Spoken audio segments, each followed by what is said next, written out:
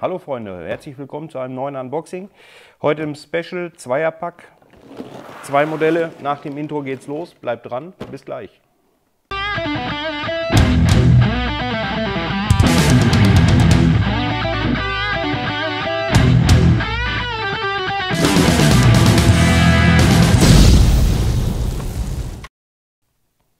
So, da sind wir wieder. Wie eingangs gesagt, ein Special. Heute 2 neue Modelle, die wir euch gerne zeigen möchten im Unboxing. Und zwar geht es um 2 neue Modelle, die wir bereits angekündigt haben von unserem Vollmetall-Bagger, Radlader, in einer speziellen Farbe mit spezieller Ausstattung. Gehen wir gleich näher drauf ein.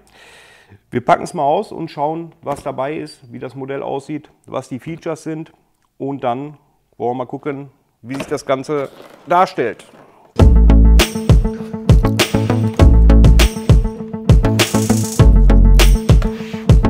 So, kümmern wir uns zuerst um den Vollmetallbagger, Farbe Petrol, wie es auch bei uns auf der Homepage dargestellt wurde.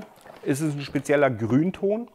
Wir haben es mal ein bisschen recherchiert. Die Farbe an sich kommt von einer Firma, die diese Modelle oder diese Fahrzeuge in Original, im Echt, in Australien einsetzt. Ich finde sie sehr gelungen. Schauen wir mal rein, wie es aussieht. So, kümmern wir uns mal um den Lieferumfang. Schauen wir mal, was alles beim Modell dabei ist. Wie immer Styroporkern, damit das Modell sicher transportiert werden kann, bietet sehr guten Schutz, ist sehr dickwandig, sollte also auch bei leichten Stürzen oder ähnliches nichts passieren.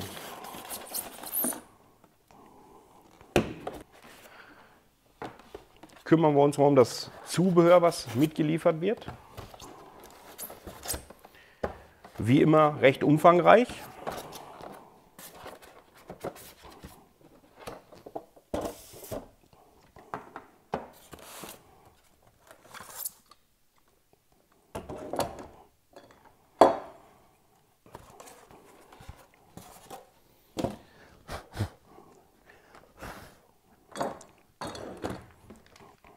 So, was haben wir alles dabei? Schauen wir mal in die Kästen rein, mal gucken, was dort alles geliefert wurde.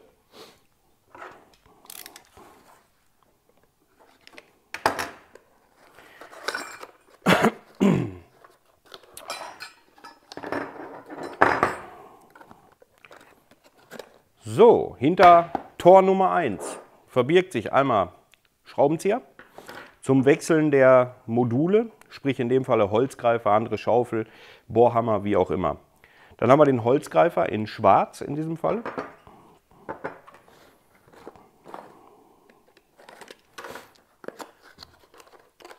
Box Nummer 2 haben wir einmal USB-Ladekabel für den mitgelieferten Akku. In dem Falle wieder 2000 mAh Lithium-Ionen mit einem XT30, wie auch in unseren anderen Modellen. Die sind also untereinander auch alle kompatibel.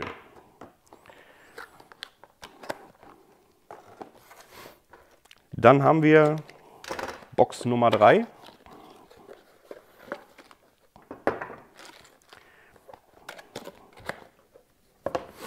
In Box Nummer 3 verbirgt sich einmal Schrauben, in dem Falle jetzt zum Beispiel für den mitgelieferten Bohrhammer, für den Holzgreifer, wie auch immer. Ein kleiner Schraubenschlüssel ist dabei, um diese zu montieren. Rauchöl ist hier in dem Tütchen mit drin, für die Rauchanlage des Baggers. Dann haben wir den Sender, in dem Falle jetzt schwarz, gummiert, fühlt sich recht gut an, liegt gut in der Hand. Und wir haben das Modell in unserer speziellen Farbe, in dem Falle Petrol, wie eingangs schon gesagt.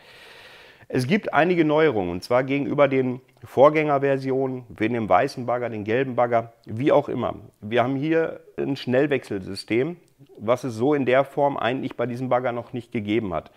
Es handelt sich hier um einen elektrischen Schnellwechsler, der einfach über den Stecker, der hier angeschlagen ist, quasi im Arm oben, wo normalerweise der Bohrhammer angeschlossen wird, einfach eingesteckt wird und dann hat das Ding Funktion.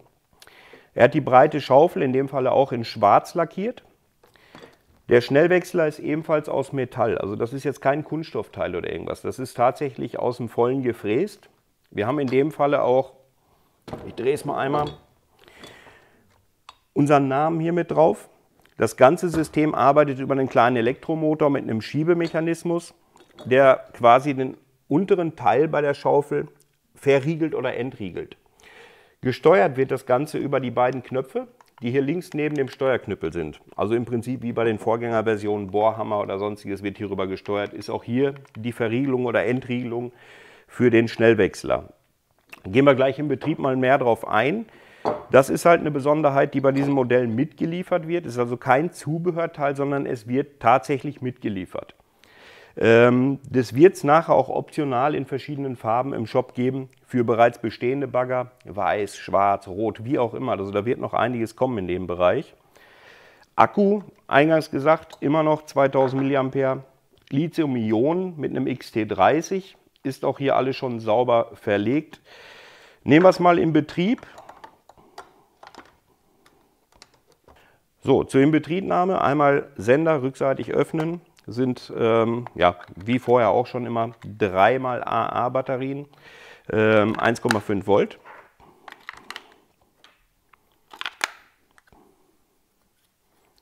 So. Dann wie gehabt, Modell einschalten. Soundbar-Modell ist immer aktiv, wenn er eingeschaltet wird. Ich schalte ihn jetzt mal aus, damit es im Video irgendwie nicht den Ton verfälscht. So, die Schaufel ist jetzt fixiert, das heißt, sie ist fest. Wie eingangs gesagt, über die Knöpfe hier links kann ich das ganze Ding entriegeln. Schaufel los, Schaufel fest. Funktioniert bei den unterschiedlichen Schaufeln, die gibt es in verschiedenen Größen. Was nicht gehen wird, ist der Bohrhammer, aus dem Grund, weil hier ein Steg ist, wo das Kabel läuft. Das wird also nicht funktionieren mit dem Schnellwechsler. Es gibt auch aktuell, wüsste ich nicht, dass es einen Schnellwechsler gibt, wo es geht. Da seid ihr leider noch ein bisschen an das Manuelle gebunden, an die normale Aufnahme, wenn der benutzt werden soll. Was auch nicht gehen wird, weil eine Seite immer festgesetzt werden muss, ist der Holzgreifer. Holzgreifer ist eine Seite beweglich, die andere ist starr.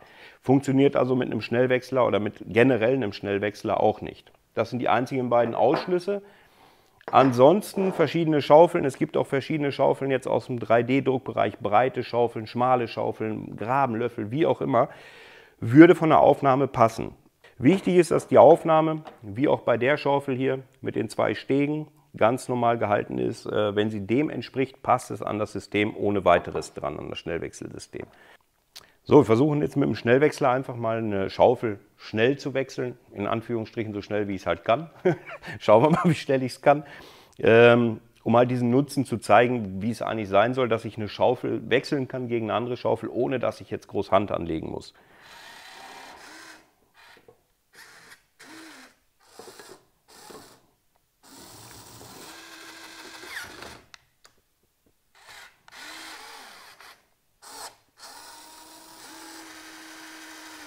Und wie ihr seht, ohne dass ich irgendwie was mit der Hand gemacht habe, Schaufel ist verriegelt.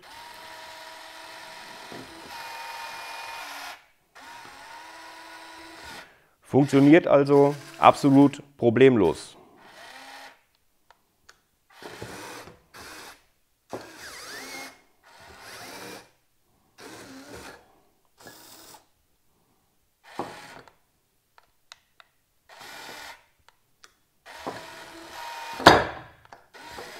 Auch das funktioniert mit Gewalt.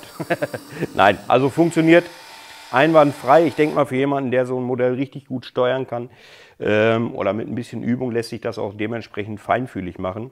Sollte jetzt nur mal ein kleiner Test sein, beziehungsweise ein kleiner Beweis, dass das Teil tatsächlich funktioniert, wie es soll. Also Schnellwechselsystem ohne Zahnräder, ohne Getriebe, sondern einfach nur mit einem kleinen Motor, der einen Schiebemechanismus in dem Falle bewegt, ist recht gelungen. Das System an sich wird produziert hier bei uns um die Ecke in einer Manufaktur, die normalerweise Schnellwechselsysteme für große, also für echte Bagger baut. Die wissen also schon, was sie tun, denke ich. Und also es ist super gelungen, sieht gut aus, hat auf jeden Fall einen Mehrwert und das Modell in der Auslieferung jetzt mit dem Schnellwechsler wird es so auch nirgendwo anders geben. Zum Bagger gibt es eigentlich viel mehr nicht zu sagen. Die Modelle sind allseits bekannt. Es ist die neueste Generation, also V4 Standard. Das heißt, die Schnellwechsel oder die Arme sind jetzt nicht mehr mit diesen Schutzschaltern wie früher ausgestattet. Das ist jetzt alles elektronisch im Bagger selber untergebracht. Die Funktionen an sich sind feinfühliger geworden, es ist mehr Kraft vorhanden.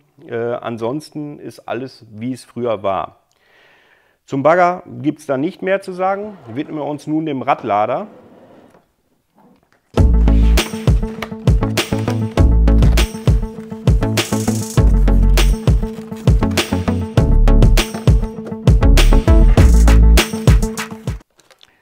So, wie beim Vollmetallbagger auch schöner Styrokarton Innenleben als Schutz gegen Stürze, Transport oder sonstiges. Schauen wir mal rein, was drin ist.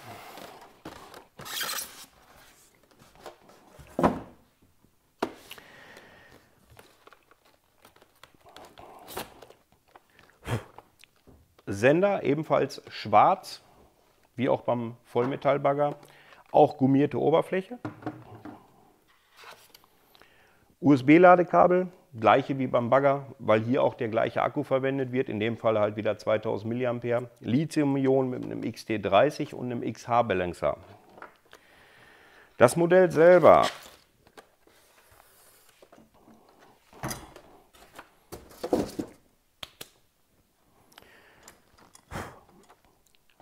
was ist neu gegenüber dem Vorgänger? Also viele werden es auf Anhieb sehen, was sich sichtbar geändert hat. Rundumleuchte. Machen wir es gleich mal scharf, das ganze System, dann sieht man es etwas besser. Die Schaufel ist in schwarz lackiert, der Rest in Petrolgrün. So sieht man es optisch etwas besser zusammen. Von der Farbgebung her, in Verbindung jetzt mit unserem neuen Arox Kipper in diesem Dark Grey, also dunklen Grau, den wir letztens schon vorgestellt haben. Eine ganz gelungene Kombination, denke ich.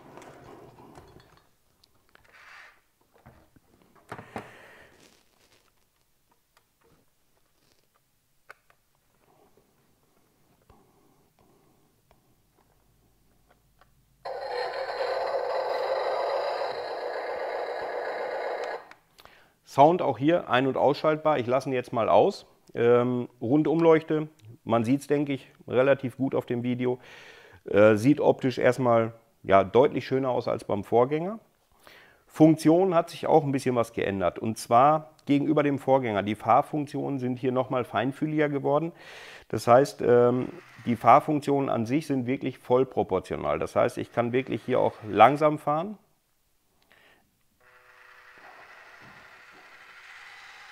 Ich kann aber auch schnell fahren. Was sich noch geändert hat, ist in dem Falle die Lenkung. Das heißt, die Lenkung ist hier auch nochmal eine Spur schneller geworden als beim Vorgänger. Ich zeige es mal einmal nach oben. Also das ist schon deutlich schneller als beim Vorgänger. Macht er jetzt nicht nur, weil ich ihn in der Luft halte, sondern das macht er auch hier. An der Schaufel hat sich soweit nichts geändert. Der Auswurf ist etwas höher als beim Vorgänger. Gleiche, was beim Vorgänger auch schon war, dass hier die Schaufel aufgrund des höheren Auswurfes leider nicht hundertprozentig aufliegen kann. Das ist dem geschuldet, dass er nach oben hin einfach ein bisschen höher geht. Ist jetzt kein Problem, es ist kein Nachteil. Nur bevor die Fragen kommen, warum er nicht ganz runter geht, das ist der Grund dafür.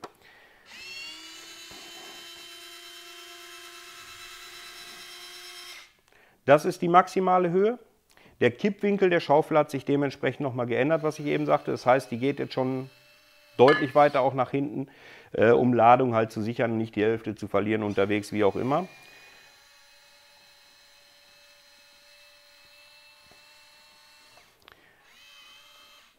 Das ist so der maximale Auswurf von der Höhe her.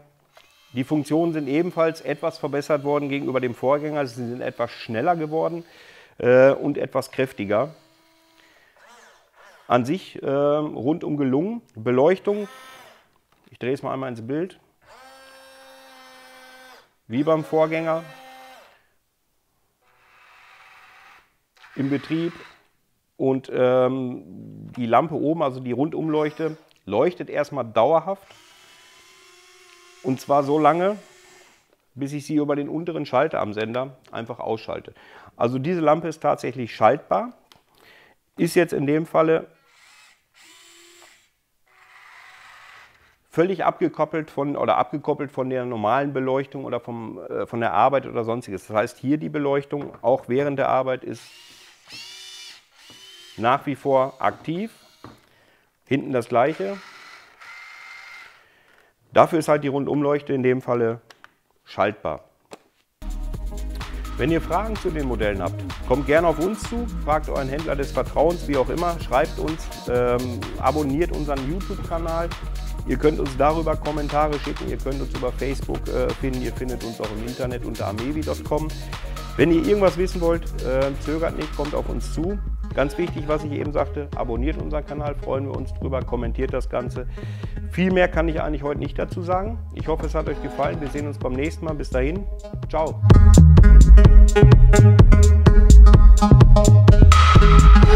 Yeah.